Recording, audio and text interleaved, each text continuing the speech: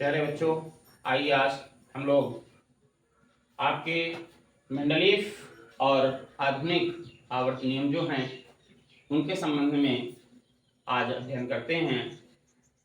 वास्तव में मेंडलीफ नाम के जो वैज्ञानिक थे, सबसे पहले एक आवर्त सारणी बनाने का काम किया है। उनकी आवर्त सारणी किस आधार पर बने, ये एक प्रमुख विचार था, जिसमें यह समस्या थी कि इन तत्वों को किन आधारों पर व्यवस्थित किया जाए जिससे इनके गुणों में समानताएं देखने को मिलें, या ये कहा जाए कि इनका वर्गीकरण कैसे किया जाए। तो वर्गीकरण करते हुए और मेंडलीफ नाम के वैज्ञानिक ने सबसे पहले एक सारणी बनाई थी जिसका नाम था मेंडलीफ की आवर्त सारणी। और इस आवर्त सारणी में तत्वों को किस आधार पर रखा जाए जिससे इनका एक वर्गीकरण सही दृष्टिकोण से हो सके। मेंडलीफ की आवर्त सारणी में या मेंडलीफ के आवर्त नियम में कौन सी कमी थी, उसका संशोधन कैसे किया जाए, किस वैज्ञानिक ने संशोधन किया, और आगे चल करके ये नए रूप में आधुनिक आवर्त सारणी कैसे बनी और वो आधुनिक आवर्त नियम क्या है, इन सभी प्रश्नों का जवाब आज हम लोग अपने इस वीडियो में जानेंगे। तो आइए सबसे पहले हम लोग देखते हैं मेंडलीफ का आवर्त नियम क्या है, जिस नियम के आधार पर मेंडलीफ ने अपने आवर्त सारणी को बनाया था।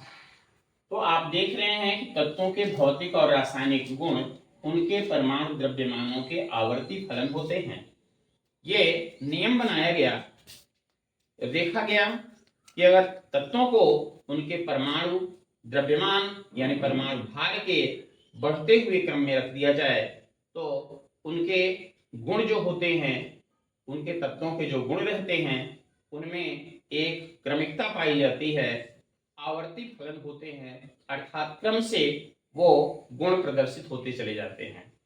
तो ये मेंडलीफ नामक वैज्ञानिक ने कहा, और मेंडलीफ नामक वैज्ञानिक ने ही तत्वों के भौतिक और रासायनिक गुणों का अध्ययन करके और उन्हें परमाणु भारों के क्रम में व्यवस्थित करके एक सारणी बनाई थी, जिसे बाद में मेंडलीफ की आवर्त सारणी के नाम से जाना गया।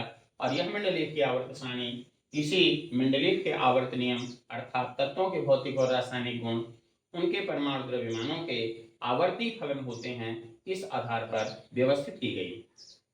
इस तरह से मेंडलीफ की आवर्त सारणी परमाणु भार के बढ़ते हुए क्रम में व्यवस्थित की गई है।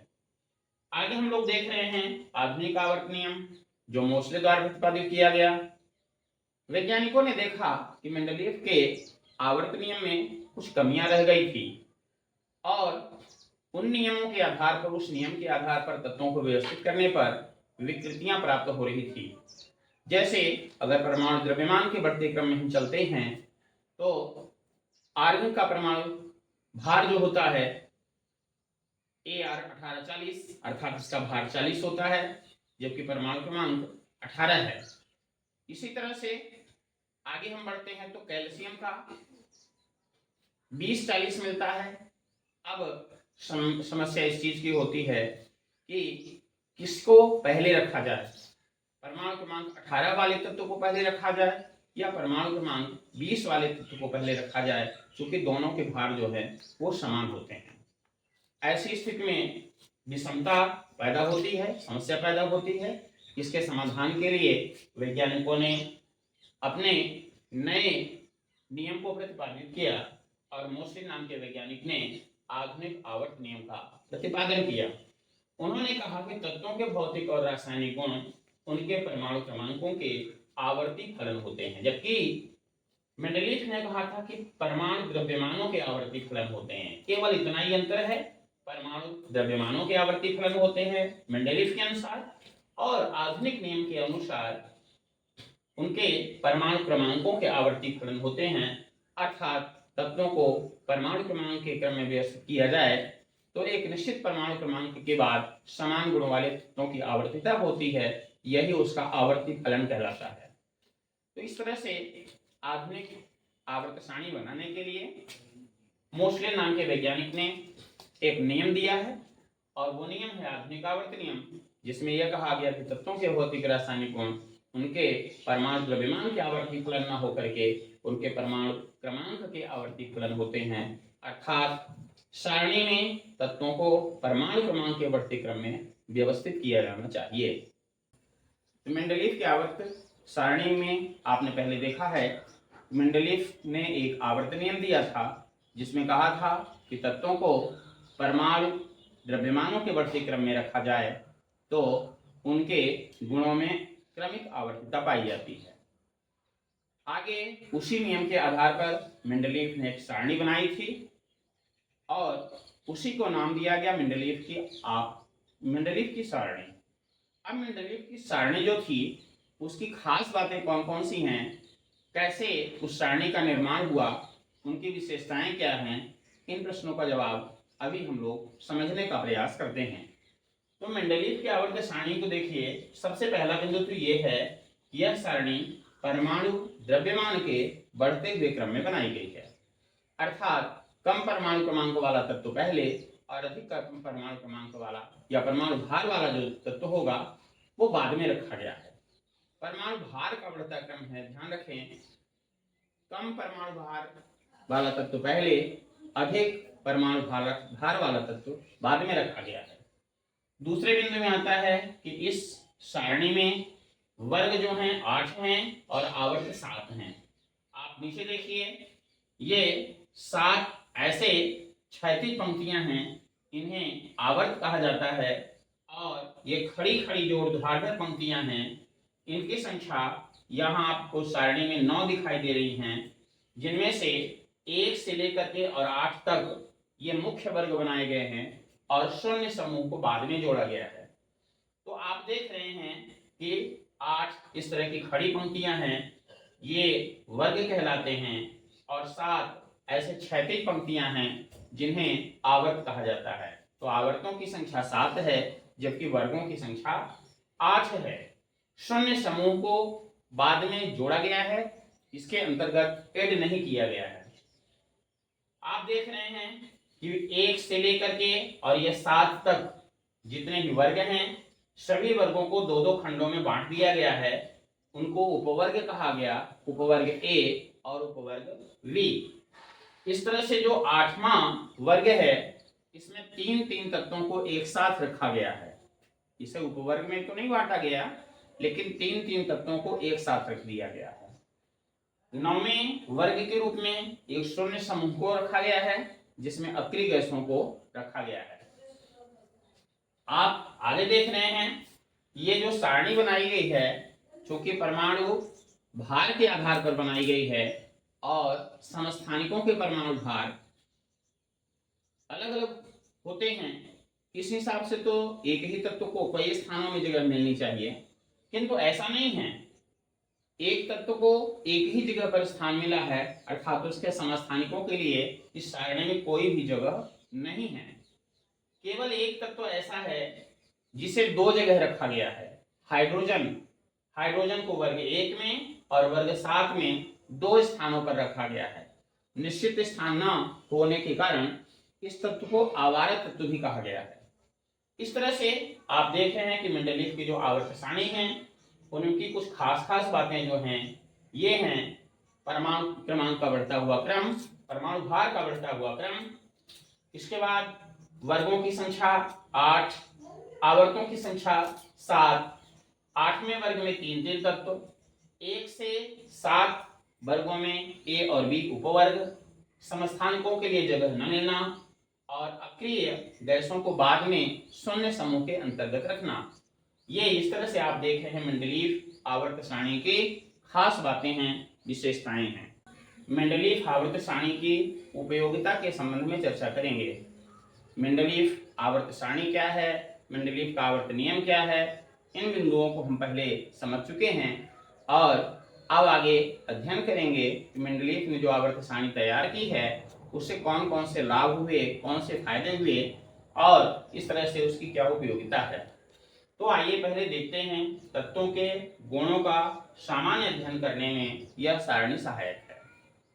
तत्व के जो गुण होते हैं, उनके भौतिक गुण, उनके रासायनिक गुण, उन गुणों का हम अध्ययन इस सारणी के आधार पर कर सकते हैं। दूसरा है नए तत्वों की खोज में सहायक है। तो इस सारणी में कुछ खाली जगह छोड़ी गई थी, उस खाली जगह में तत्वों के गुणों की एक कहने चाहिए भविष्यवाणी की गई थी, और उस भविष्यवाणी के आधार पर ए का एल्यूमिनियम जिसे आज गैलियम के नाम से जाना जाता है, ए का सिलिकॉन जिसे जर्मेनियम के नाम से जाना जाता है, ऐसे तत्वों की खोज हुई है और भविष्य में और अभी कुछ तत्वों की खोज संभव है। परमाणु द्रव्यमान ज्ञात करने में सहायक है। तो यह सारणी चूंकि परमाणु द्रव्यमान के बढ़ते क्रम में ही बनाई गई है, व्यवस्थित है यह सारणी, इसलिए अगर किसी तत्व का हमें परमाणु भार पता करना है तो ऐसी स्थिति में इस सारणी को देख करके उसका परमाणु द्रव्यमान प्राप्त हो सकता है। अगला है समृद्ध परमाणु द्रव्यमानों के संशोधन में। तो यह सारणी चूंकि परमाणु द्रव्यमान के व्यवस्थित क्रम में है, अगर किसी तत्व का परमाणु द्रव्यमान परमाणु भार कुछ त्रुटिपूर्ण है तो उसका संशोधन हम इस सारणी को देख करके कर सकते हैं। अगला है अनुसंधान कार्यों में सहायक है। तो यह सारणी चूंकि कहना चाहिए कि समस्त तत्वों का एक सारांश है, एक समरी है, इसलिए इस सारणी को देख करके बहुत सारे अनुसंधान कार्य, नए तत्वों की खोज, गुणों की भविष्यवाणी आदि की जा सकती है। मेंडलीव आवर्त सारणी की कौन कौन सी कमियां हैं और उनके दोष कौन कौन से हैं, इस विषय को स्पष्ट करते हैं। इस प्रश्न का हम लोग आशय समझते हैं, कमियां कौन कौन सी हैं, मेंडलीव आवर्त सारणी में दोष क्या हैं। तो चलिए सबसे पहले दोष है हाइड्रोजन का स्थान निश्चित न होना। आपने देखा है कि हाइड्रोजन को दो जगहों में इसमें रखा गया है, पहले और सातवें वर्ग में, जबकि एक तत्व के लिए एक ही स्थान होना चाहिए।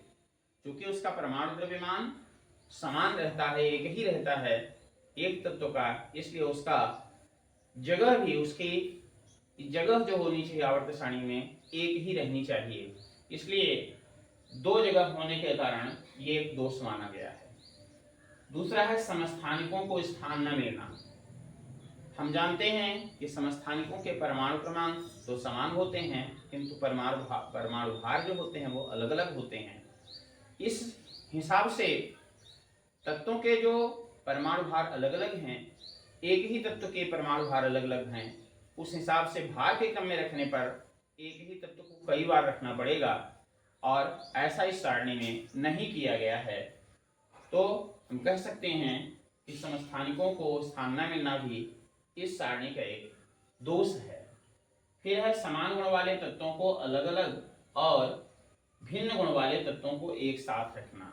इस सारणी में यह भी देखा गया है कि कुछ समान तत्व अलग हो गए हैं और भिन्न तत्व साथ में आ गए हैं। अगला है अक्रिय गैसों और दुर्लभ मृदा तत्वों को उचित स्थान न मिलना।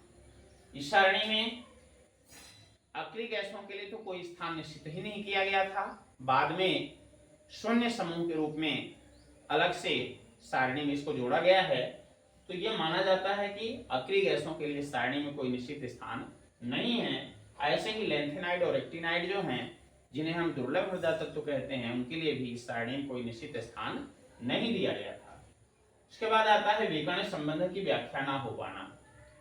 तो विकर्ण संबंध क्या होता है?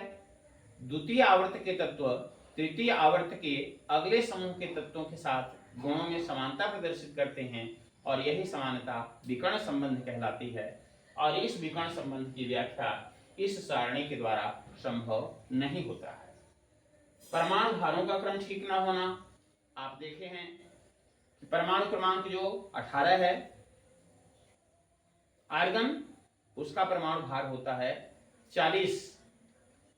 पोटेशियम परमाणु क्रमांक 19 है, इसका परमाणु भार होता है 39। और कैल्शियम होता है जिसका परमाणु क्रमांक 20 है और परमाणु भार 40 है। तो आप देखते हैं कि अधिक परमाणु भार वाला तत्व पहले रखा गया है और कम परमाणु भार वाला जो तत्व है पोटेशियम, उसको बाद में रखा गया है। ये भी इस सारणी की एक कमी है।